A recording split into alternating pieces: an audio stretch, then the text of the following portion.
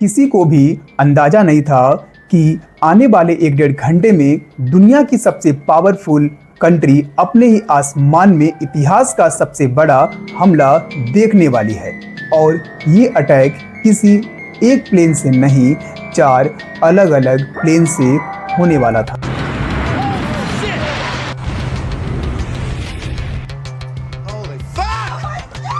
Pennsylvania on September. तो आइए आज हम इस वीडियो में समझेंगे उस दिन की पूरी अटैक की स्टोरी को। टाइम था मॉर्निंग का 7:59 AM। एक अमेरिकन एयरलाइंस फ्लाइट 11 बोस्टन के इंटरनेशनल एयरपोर्ट से लॉस एंजल्स जाने के लिए टेक ऑफ करती है। इस प्लेन में 92 लोग मौजूद थे, जिसमें से 81 पैसेंजर्स और 11 क्रू मेंबर्स। और इन 81 पैसेंजर्स में 5 हाईजैकर्स भी मौजूद थे। और इस ऑपरेशन को लीड कर रहा था मोहम्मद अट्टा, जिसने प्लेन चलाने की ट्रेनिंग पहले से ही फ्लोरिडा से ले रखी थी। इसके बारे में कभी और किसी वीडियो में बात करेंगे। टेक ऑफ के कुछ ही मिनट बाद सब कुछ नॉर्मल था।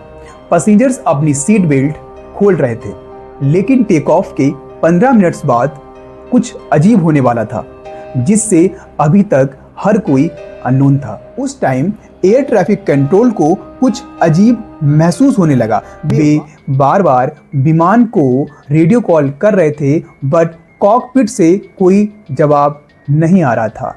ऐसा लग रहा था जैसे कि पायलट और को पायलट अचानक से चुप हो गए हों। उस टाइम पर बोस्टन एयर ट्रैफिक कंट्रोल को लगा कि ये शायद एक टेक्निकल इश्यू है। जब तक इधर हाईजैकर्स ने पायलट और को पायलट को मार दिया या उन्हें पूरी तरह से घायल कर दिया, और हाईजैकर्स ने पैसेंजर्स को साइलेंट मतलब शांति से बैठने के लिए बोला। और अब तक इन हाईजैकर्स ने अपना पूरा कंट्रोल कॉकपिट पर कर लिया था। कॉकपिट का मतलब होता है प्लेन के आगे एक सिक्योर रूम, जहां से पूरा प्लेन कंट्रोल होता है। और अगर कोई भी इस रूम पर कब्जा कर ले तो पूरे प्लेन का कंट्रोल उसके हाथों में आ जाता है। लेकिन यहाँ तक पैसेंजर्स को कुछ पता नहीं था कि वो एक्चुअली में जिस प्लेन में सफर कर रहे थे वो हाईजैक हो चुका था। और कुछ ही मिनट बाद एक फ्लाइट अटेंडेंट वेटी ओएनजी को कुछ अजीब सा लगता है। फ्लाइट अटेंडेंट का मतलब होता है जो प्लेन में आप लोगों का ध्यान रखते हैं। वो उसी समय फोन कॉल करती है ग्राउंड स्टाफ को। उसकी आवाज कांप रही थी। Number 3 in the back, the cockpit's not answering. Somebody's stabbed in business class. मतलब कॉकपिट से कोई जवाब नहीं आ रहा है, किसी को चाकू मार दिया गया है और पायलट से संपर्क नहीं कर पा रहे हैं। मुझे ऐसा लग रहा है कि कॉकपिट पर किसी ने कब्जा कर लिया है, यानी कि उसको हाईजैक कर लिया है। ये कॉल पूरी सिचुएशन की एक रियल कंफर्मेशन थी। लेकिन यहाँ पर अभी भी हर कोई कंफ्यूज था। किसी को अंदाजा भी नहीं था कि ये सब क्या चल रहा है। और उधर इस प्लेन को मोहम्मद अट्टा उड़ा रहा था, जो इस ऑपरेशन को लीड कर रहा था। उसने प्लेन की डायरेक्शन को चेंज करके उसे न्यूयॉर्क सिटी की ओर मोड़ दिया। इस समय तक न्यूयॉर्क सिटी में सब कुछ एकदम से नॉर्मल चल रहा था। किसी को नहीं पता था कि उनकी ओर एक प्लेन मौत बनकर आ रहा है। उन हाईजैकर्स का टारगेट था वर्ल्ड ट्रेड सेंटर, यानी कि ट्विन टावर्स। उस टाइम पर यह बिल्डिंग अमेरिका की आर्थिक ताकत और मॉडर्न दुनिया का प्रतीक थी। और फिर सुबह के 8:46 पर एक जोरदार धमाका होता है। अमेरिकन एयरलाइंस फ्लाइट 11 सीधे जाकर टकराता है वर्ल्ड ट्रेड सेंटर के नॉर्थ टावर से। और कुछ ही सेकंड में देखते ही देखते आग और धुएं का विशाल गुबार उठने लगता है। सड़कों पर खड़े लोग आसमान की ओर देखते रह जाते हैं। लोगों को लगता है कि शायद ये एक एक्सीडेंट है। News channels suddenly live coverage start कर देते हैं। उसमें से एक रिपोर्टर बोलता है, लेकिन यहाँ तक अभी किसी को नहीं पता था कि यह एक एक्सीडेंट नहीं था। उस समय अमेरिका के president George W Bush New York या वॉशिंगटन में नहीं थे। वो उस समय फ्लोरिडा के एक एलिमेंट्री स्कूल में थे। यहाँ वो बच्चों के साथ एक एजुकेशन प्रोग्राम में बैठे हुए थे और अटैक के कुछ ही मिनटों बाद प्रेसिडेंट बुश के chief of staff Andrew cards उनके पास धीरे से आते हैं और उनके कान में कहते हैं, A small plane has hit the World Trade Center। इस समय तक यह क्लियर नहीं था कि ये एक टेररिस्ट अटैक है। इस समय प्रेसिडेंट बुश शांत बैठे रहे, उन्हें लगा ये एक एक्सीडेंट है। मीडिया भी इसे एक एक्सीडेंट मान रहा था और गवर्नमेंट एजेंसीज अभी कंफर्म नहीं कर पा रही थी और प्रेसिडेंट को भी अभी फुल इंफॉर्मेशन नहीं मिली थी। और अब बात करते हैं उस दूसरे प्लेन की, जो पहले प्लेन के ठीक 15 मिनट बाद उसी एयरपोर्ट से फ्लाइट 175 लॉस एंजलिस जाने के लिए टेक ऑफ करती है। सरप्राइज कर देने वाली बात यहाँ पर एक यह है कि दोनों फ्लाइट एक ही एयरपोर्ट से टेक ऑफ की थी और उनका लैंडिंग डेस्टिनेशन भी एक ही था। शायद इसीलिए स्टार्टिंग में किसी को इस बारे में भनक तक नहीं हुई। करीब 8:42 पर ये हाईजैकर्स उठते हैं और क्रू मेंबर्स को धमकाने लगते हैं। क्रू मेंबर्स यानी कि वो लोग जो प्लेन को उड़ाने और यात्रियों की देखभाल करने की जिम्मेदारी निभाते हैं। और इसके बाद हाईजैकर्स ने कुछ यात्रियों को घायल किया और कॉकपिट की ओर आगे बढ़े। उस समय कॉकपिट के दरवाजे आज की तुलना में इतना मजबूत नहीं होते थे।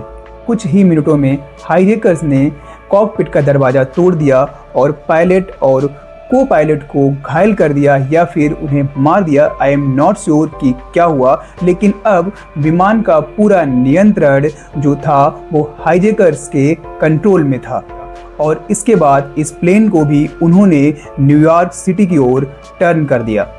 लेकिन अब इस विमान में बैठे हुए यात्रियों को यह समझ में आ चुका था कि इस विमान को कब्जे में कर लिया गया है या फिर हाईजैक कर लिया गया है। उन्होंने अपने परिवार को फ़ोन किया और उसमें से एक यात्री ने कहा कि हमारे प्लेन को किसी ने हाईजैक कर लिया है। किसी ने बताया कुछ लोगों के पास चाकू है और वो कॉकपिट के अंदर हैं। लेकिन उस समय ये कोई नहीं जानता था कि ये प्लेन कुछ ही मिनटों में इतिहास लिखने वाला है।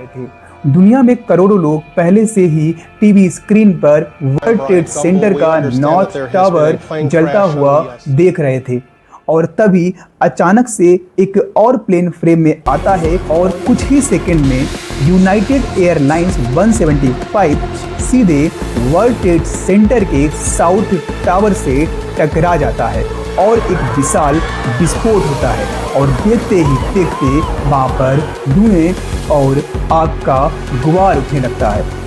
टीवी रिपोर्टर अचानक चिल्ला उठते हैं कि एक और विमान टकरा गया। इसी पल अमेरिका को समझ में आ जाता है कि यह एक एक्सीडेंट नहीं था, यह एक कोऑर्डिनेटेड वॉर है। न्यूयॉर्क के सड़कों पर लोग भाग रहे थे और पूरी दुनिया लाइव टीवी पर इतिहास के सबसे भयावह पलों में से एक देख रही थी। इस समय अमेरिकी प्रेसिडेंट एक फ्लोरिडा के स्कूल में बच्चों के साथ बैठे हुए थे और तभी उनके chief of staff Andrew card एक बार फिर से उनके पास आते हैं और उनके कान में बोलते हैं, a second plane has hit the south tower of world trade centre. President कुछ सेकंड के लिए बिल्कुल शांत हो जाते हैं। उनके फेस पर गंभीरता साफ दिखाई दे रही थी। अगले कुछ मिनट तक वो बच्चों के साथ वहीं पर बैठते हैं। वो इसलिए वहां से नहीं उठते हैं कि एकदम से अचानक बच्चों में घबराहट न फैले। और उसके बाद व्हाइट हाउस, आर्मी और खुफिया एजेंसीज तुरंत हाई अलर्ट पर आ जाती हैं। लड़ाकू फाइटर जेट आसमान में भेज दिए जाते हैं। लेकिन उस समय सबसे बड़ी समस्या थी कि किस विमान को रोका जाए। यह साफ नहीं था क्योंकि कई विमान अभी भी हवा में थे। इस बीच FAA एक ऐतिहासिक डिसीजन लेता है। अमेरिकी इतिहास में ये पहली बार आदेश दिया जाता है, all aircraft must land immediately, यानी कि अमेरिका के आसमान में उड़ रहे सभी नागरिक विमानों को अपने नियरेस्ट एयरपोर्ट पर लैंड करने के लिए आदेश दिया जाता है। और अभी भी 2 प्लेन्स हवा में थे जिन्हें हाईजैकर्स हाईजैक करने वाले थे। सुबह के 8:20 पर American airlines flight 77 Washington dulls international airport से लॉस एंजल्स की ओर टेक ऑफ करने जा रही थी और फिर हाईजैकर्स इस फ्लाइट को भी पूरी तरह से 8:51 पर अपने कंट्रोल में ले लेते हैं और इसे वॉशिंगटन डीसी की ओर मोड़ देते हैं, मतलब इसे रीबैक कर देते हैं। और 9:37 पर एक तेजी से आता हुआ एक विमान सीधे टकराता है पेंटागन से, जो अमेरिका की मिलिट्री का सबसे बड़ा हेडक्वार्टर है। टक्कर के साथ यहाँ पर एक विशाल विस्फोट होता है। इमारत का एक बड़ा हिस्सा आग की लपटों से घिर जाता है। पूरे वॉशिंगटन डीसी में इमरजेंसी घोषित कर दी जाती है क्योंकि अभी भी एक प्लेन आसमान में था। ये प्लेन 8:42 पर न्यूयॉर्क इंटरनेशनल एयरपोर्ट से सैन फ्रांसिस्को की ओर जाने के लिए उड़ान भरता है। इस प्लेन में 37 पैसेंजर्स और 7 क्रू मेंबर्स सवार थे। इन 37 पैसेंजर्स में से 4 हाईजैकर्स भी शामिल थे और करीब 9:28 पर फिर इस विमान में संघर्ष शुरू होता है। हाईजैकर्स अपनी सीट से उठते हैं और कॉकपिट की ओर आगे बढ़ते हैं और देखते ही देखते कॉकपिट पर पूरा कंट्रोल अपने हाथों में ले लेते हैं और इस प्लेन का भी सिग्नल ग्राउंड से टूट जाता है और अगले कुछ ही मिनटों में ये प्लेन भी अपनी डायरेक्शन चेंज कर देता है। इस प्लेन में मौजूद कई यात्रियों ने अपनी फैमिली से बात की तो उन्हें पता चला कि पहले ही 2 प्लेन्स वर्ल्ड ट्रेड सेंटर से टकरा चुके हैं और एक और हमला हुआ है। अब यहाँ पर कुछ यात्रियों को समझ में आता है कि उनका विमान भी किसी हमले के लिए यूज होने वाला है। फ्लाइट के अंदर कुछ यात्रियों ने आपस में बात की। उन्होंने तय किया अगर वे कुछ नहीं करेंगे तो ये प्लेन भी किसी बिल्डिंग से टकरा जाएगा और फिर वो कॉकपिट पर हमला करने के लिए आगे बढ़ गए, जिसे पहले से ही हाईजैकर्स ने अपने कंट्रोल में ले रखा था। और वहीं दूसरी तरफ वर्ल्ड ट्रेड सेंटर का साउथ टावर पूरी तरह से कोलैप्स हो जाता है और इस विमान में यात्रियों और हाईजैकर्स के बीच एक संघर्ष शुरू होता है। हाईजैकर्स को पता लग गया था कि यात्री हमसे कंट्रोल लेने वाले हैं। हाईजैकर्स उसी समय विमान को नीचे की ओर ले जाते हैं और फ्लाइट 93 10:03 पर क्रैश हो जाता है सैंक्सविल पेंसिल्वेनिया के पास एक खेत में। लेकिन यहाँ पर यात्रियों की बहादुरी के कारण बहुत से लोगों की जान बच गई, लेकिन वो अपने आप को नहीं बचा पाए। और इसके बाद इधर 10:28 पर वर्ल्ड ट्रेड सेंटर का नॉर्थ टावर भी पूरी तरह से कोलैप्स हो जाता है। 11 सितंबर 2001 ये दिन अमेरिका के लिए एक अटैक नहीं था, ये उसकी हिस्ट्री का सबसे डार्क और पेनफुल दिन था। सिर्फ कुछ ही घंटों के अंदर 4 हाईजैक्ड प्लेन्स ने न्यूयॉर्क, वॉशिंगटन और पेंसिल्वेनिया को हिला दिया। हजारों लोगों ने अपनी जान गंवा दी, लेकिन उस दिन दुनिया ने एक और चीज़ देखी, इंसानियत, हिम्मत और एकता। फायर फाइटर्स, पुलिस ऑफिसर्स और आम लोग बिना डरे हुए दूसरों की मदद के लिए आगे आए। आज भी न्यूयॉर्क के आसमान में उन 2 रोशनी की बीम्स जलती हैं। वो सिर्फ 2 गिर चुके टावर्स की याद नहीं, बल्कि उनकी याद है जो लोग उस दिन अपनी फैमिली से, अपने बच्चों से अलग हो गए। 9/11 ने दुनिया को पूरी तरह से बदल दिया, लेकिन एक बात हमेशा याद में रहेगी, टेरर कभी भी इंसानियत से बड़ा नहीं हो सकता। 9/11 का हमला अब खत्म हो चुका था। अब शुरू होने वाली थी दुनिया की एक सबसे बड़ी तलाश। इन अटैक्स के पीछे किसका हाथ था और क्यों उसने अमेरिका को ही निशाना बनाया, जानेंगे नेक्स्ट वीडियो में। यदि आपको ये वीडियो इंफॉर्मेटिव और हेल्पफुल लगी हो तो इस वीडियो को लाइक करें, कमेंट करें और इस चैनल को सब्सक्राइब करें और हाँ, इस वीडियो को शेयर भी करें। Thank you.